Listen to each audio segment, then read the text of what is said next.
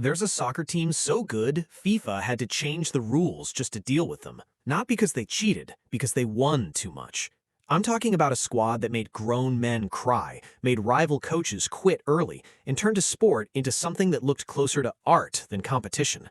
Stick around, because by the end of this video, you'll know why nobody has topped them in over 50 years, and why one guy on this team might be the greatest athlete of the entire 20th century. Let's break it down. It's 1970, the World Cup is in Mexico. The heat is brutal, the altitude messes with players who aren't used to it, and into that chaos walks Brazil, with a team that looks unfair on paper, like someone built a video game roster and forgot to balance it. In theory, every team has a weakness somewhere, a shaky defense, a slow midfield, something. This Brazil team didn't seem to have one. Let's start with the obvious one, Pele. Already a legend by this point, already a two-time World Cup winner before he turned 30. Think of him as the LeBron James of soccer, except he peaked earlier, stayed dominant longer, and somehow never had an off year people talk about. But here's what people forget. Pele wasn't even the tournament's top scorer. That honor belongs to Jairzinho, a guy who scored in every single game of the tournament, every one. That record still stands today, over 50 years later, and nobody has matched it. Then you add Rivellino, a guy with a free kick so dangerous defenders would leave gaps just to avoid standing near it. Gerson, the tactical brain pulling strings from midfield. And Tostão, quiet, efficient, criminally underrated. 4 attacking superstars on one roster. That's like a basketball team starting 4 MVPs and still having bench depth. Here's where it gets interesting.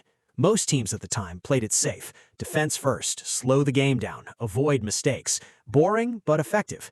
Brazil looked at that strategy and said no thanks. They played fast, loose, instinctive, the kind of soccer where you genuinely don't know what's about to happen, and neither does the other team. This sounds simple. It isn't, because most of the time when a team plays that freely, it turns into chaos, turnovers, miscommunication, a mess. Brazil somehow made that chaos look choreographed, like they'd rehearsed something that was actually being improvised in real time. The final against Italy tells you everything. 4-1. Not competitive, not close. But it's the 4th goal that gets remembered.